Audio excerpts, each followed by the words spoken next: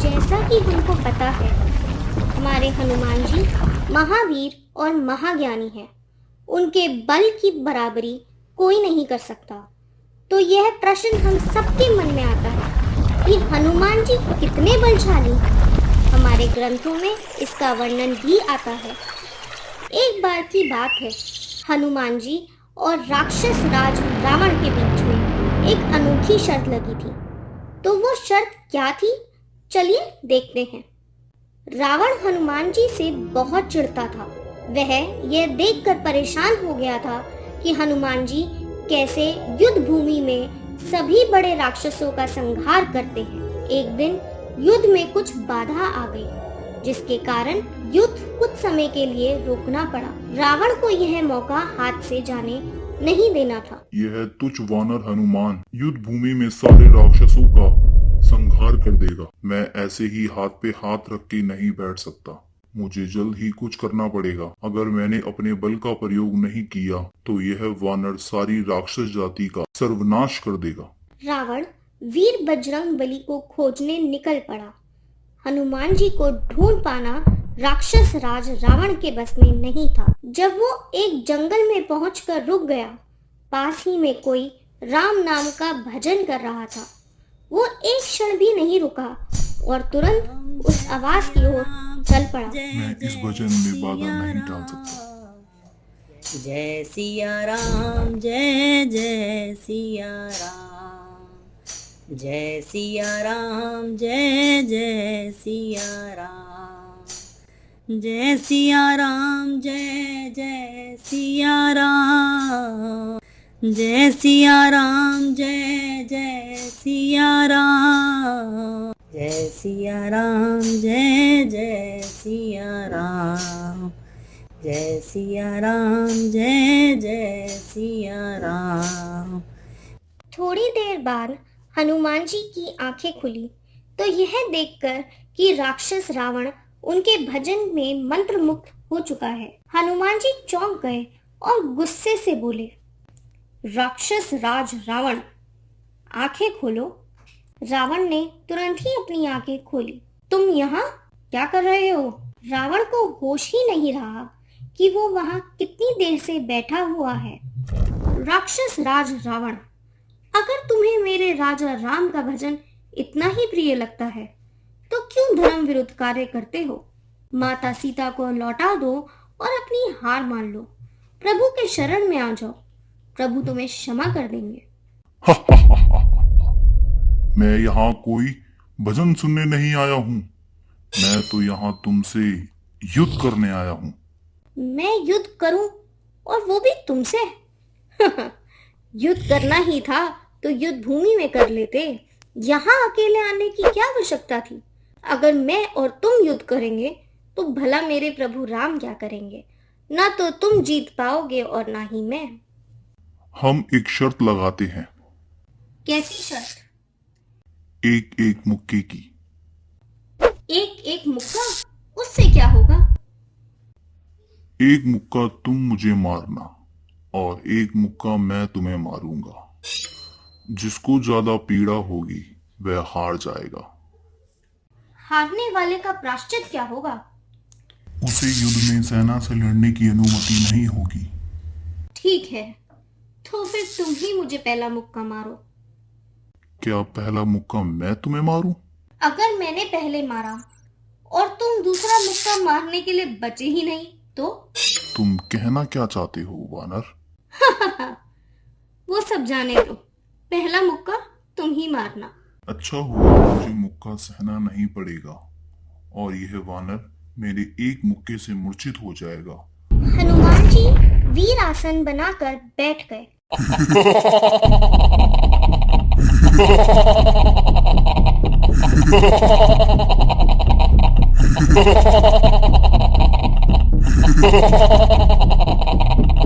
उसने अपना असली रूप धारण कर लिया। 20 भुजाएं और 10 सर। दशानन, अब मजा आएगा। रावण ने अपनी सारी ताकत एक ही मुक्के में समा दी और फिर रावण ने 20 भुजाओं से हनुमान जी पर वार किया।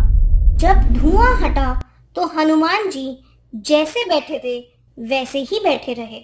अरे, इस वानर को तो अब तक मूर्छित हो जाना चाहिए था। कुछ नहीं तो थोड़ा दूर गिर जाना चाहिए था, किंतु इसे तो कुछ भी नहीं हुआ।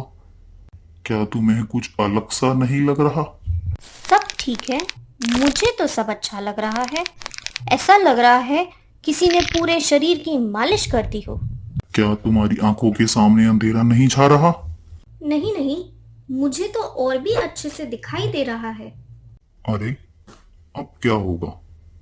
इतना जोरदार मुक्का मारने से भी इस वानर को कुछ नहीं हुआ। कहीं इसने मुझे मुक्का मार दिया और मैं मर गया तो सब कुछ यहीं खत्म हो जाएगा। हे प्रभु, मुझे बचाओ। क्या हुआ राक्षस राज? किस सोच में पड़ गए? कुछ नहीं। तो हो जाओ तैयार। हनुमान जी ने जैसे ही मुक्के के लिए हाथ उठाया, घबरा गए शंकर जी, घबरा गए ब्रह्मा जी। हनुमान, रुक जाओ। प्रभु, क्या हुआ? अगर आपने इतनी जोर से रावण को मुक्का मार दिया तो रावण यहीं मर जाएगा। तो फिर क्या हुआ? हमारी तो शर्त लगी है। हाँ, वो तो ठीक है, पर राम की लीला का भी तो कुछ विचार करो। अगर रावण यहीं परास्त हो गया तो प्रभु राम की लीला अधूरी रह जाएगी। ब्रह्मा जी बिल्कुल सही कह रहे हैं हनुमान। हाँ प्रभु, वो सब तो ठीक है, पर जब रावण मुक्का मार रहा था तब कहाँ गए थे आप? शर्त तो लगी है, मुक्का तो मैं मारूंगा। इतनी जोर से मत मारो, थोड़ा धीरे से मारना। उसने तो 20 भुजाओं से भागते हुए एकदम प्रहार किया था। मैं तो फिर भी एक ही जगह खड़ा होकर प्रहार कर रहा हूँ। हनुमान, बात को समझो। ठीक है, परंतु थोड़ा स्वाद तो चखाना ही पड़ेगा। हनुमान जी ने मुक्का मारने की बजाय उनको उस मुक्के का सिर्फ स्पर्श कराया। रावण दूर जाकर गिरा और कुछ देर मूर्छित रहा। हनुमान जी को लगा कि इतने में ही रावण मर गया। हनुमान जी को चिंता होने लगी। रावण मूर्छित अवस्था से जाग गया। रावण खड़ा भी नहीं हो पा रहा था और वो लेटे लेटे ही बोलने का प्रयास कर रहा था। राक्षस राज, उठो, मैंने इतनी जोर से भी तुम्हें मुक्का नहीं मारा था।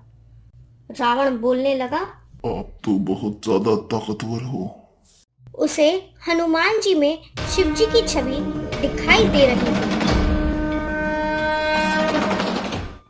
रावण मूर्छित अवस्था में हनुमान जी को प्रभु प्रभु कह रहा था। हनुमान जी शर्त जीत गए थे। कहते हैं रावण को मुक्के का प्रहार ऐसा लगा जैसे वज्र का प्रहार हो और रावण हनुमान जी की प्रशंसा करता ही रह गया। तो हनुमान जी के पास अतुलित बल था जिसकी तुलना नहीं की जा सकती। जय सिया राम। नमस्कार दोस्तों, आज हम जानते हैं कि हनुमान जी को सिंदूर क्यों चढ़ाया जाता है।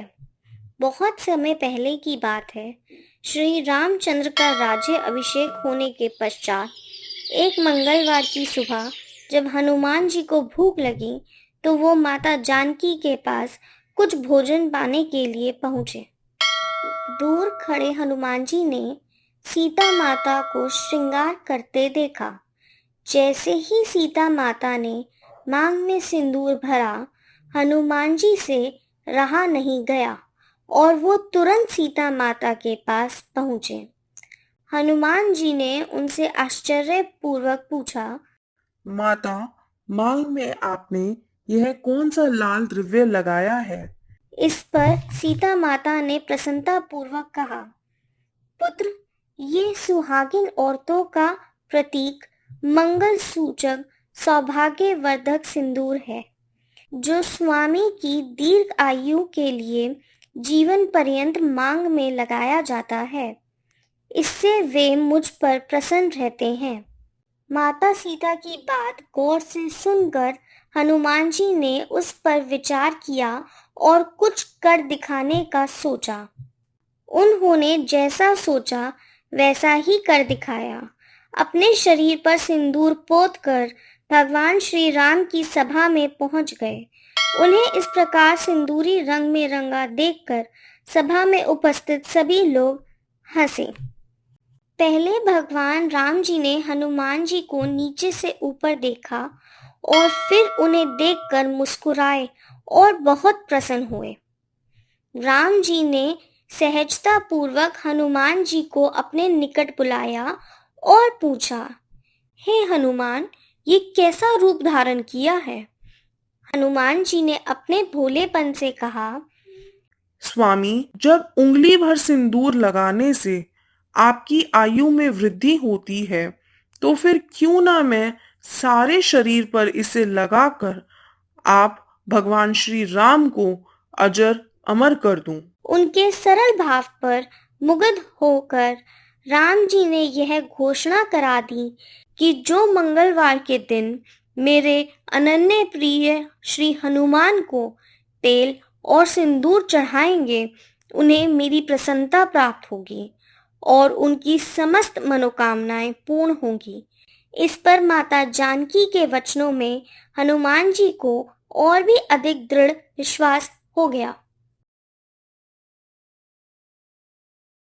एकमात्र मैं ही हूँ यहाँ, मेरे अलावा यहाँ कोई नहीं है, अर्थात मैं ही ईश्वर हूँ, मैं ही परम ब्रह्मा हूँ। तभी उनकी नजर नागशैया पर विराजमान विष्णु भगवान पर गई। योग निद्रा में विलीन इस नागशैया पे विराजमान आखिर दिव्य पुरुष आप कौन हैं? और मैं जिस कमल से उत्पन्न हुआ हूँ उसकी ऊर्जा आप क्यों सोख रहे हैं? मैं आपकी ऊर्जा नहीं सोख रहा, बल्कि आप मेरी नाभि से उत्पन्न हुए हैं, अर्थात आपका जन्मदाता हूँ मैं। आप भूल रहे हैं कि मैंने ही आपको सर्वप्रथम जागृत किया था और इस सृष्टि के समक्ष मैं ही पहले उत्पन्न हुआ हूँ, इसीलिए मैं ही सर्वश्रेष्ठ हूँ। लेकिन जो आधार प्रदान करता है वही श्रेष्ठ होता है और आपका आधार तो मैं हूँ। लेकिन आप तो यहाँ नीचे विराजमान है और मैं और मेरा कमल ऊपर ब्रह्मांड में उपस्थित है, इसीलिए जो सर्वोच्च होता है वही श्रेष्ठ होता है। और अब आप यह मान लीजिए कि मैं ही सर्वश्रेष्ठ हूँ। जब नारायण और ब्रह्मदेव इस विवाद में उलझे हुए थे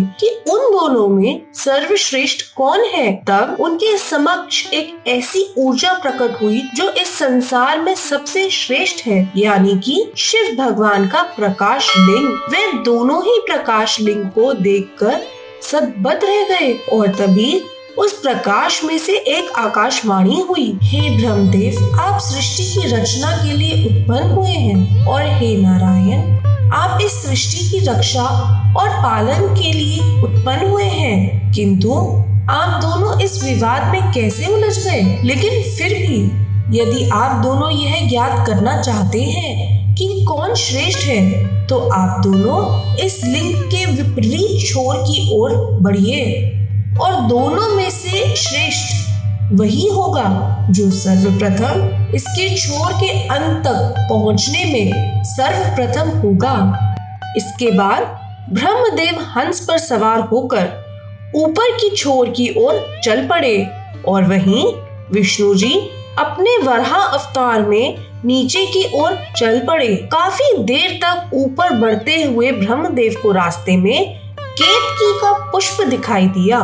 प्रतीत होता है कि इस परोक्ष लिंग का कोई अंतिम छोर नहीं है, किंतु यह पुष्प ही यह प्रस्तुत करे कि मैं स्तंभ के अंतिम छोर तक पहुंच चुका हूँ, तो इस प्रतियोगिता में मैं ही विजय होऊंगा। तभी वह पुष्प ब्रह्मदेव के हाथों में आता है। कौन हो तुम और यहाँ क्या कर रहे हो? फिर वह पुष्प एक लड़की का रूप ले लेती है। मैं केतकी की पुष्प हूँ। जैसे ही मेरी उत्पत्ति हुई, इस प्रकाश स्तंभ की रोशनी से प्रभावित होकर मैं इस ओर आ गई हूँ। केतकी पुष्प, मैं ही इस सृष्टि की रचना करने वाला हूँ और अगर तुम चाहती हो कि तुम्हें सर्वश्रेष्ठ पुष्प माना जाए, तो तुम्हें मेरा एक काम करना ही होगा। आपके इस प्रस्ताव के लिए धन्यवाद और मैं आपकी सहायता जरूर करूंगी। काफी देर तक जब नारायण और ब्रह्मदेव दोनों को ही लिंग का छोर नहीं मिलता, तो वह दोनों वापस अपनी जगह पहुंच जाते हैं। क्या आप दोनों को लिंग का छोर मिला? क्षमा करें प्रभु, लेकिन बहुत खोजबीन करने के बाद भी मुझे इस लिंग का छोर नहीं मिला। अब मुझे ज्ञात हो गया है कि ब्रह्मदेव और मुझ में कोई भी श्रेष्ठ नहीं है। यह सत्य नहीं है। मैं इस लिंग का अंतिम छोर ढूंढने में सक्षम हो गया हूँ, इसीलिए मैं ही सर्वश्रेष्ठ और सर्वोत्तम हूँ। और इसका प्रमाण भी है। मेरे पास यह केतकी का पुष्प है, जिसे मैंने प्रकाश स्तंभ की ऊपरी शिखर पर पाया। अगर आपको मुझ पर संदेह है तो आप इस पुष्प से पूछ सकते हैं। हाँ, यह बिल्कुल सत्य है। ब्रह्मदेव ने मुझे इस लिंग के ऊपरी शिखर पर ही पाया था। तभी उस प्रकाश लिंग ने महादेव का अवतार लिया। ब्रह्मदेव, तुमने असत्य बोलकर विजय प्राप्त करने की कोशिश की है, इसीलिए मैं तुम्हें श्राप देता हूँ कि तुम्हारी ही रची हुई इस सृष्टि में तुम्हारी ही पूजा नहीं होगी। और केतकी, मैंने तुम्हें अपना प्रिय पुष्प बनाने के लिए उत्पन्न किया था, लेकिन असत्य बोलकर तुमने यह हक खो दिया है।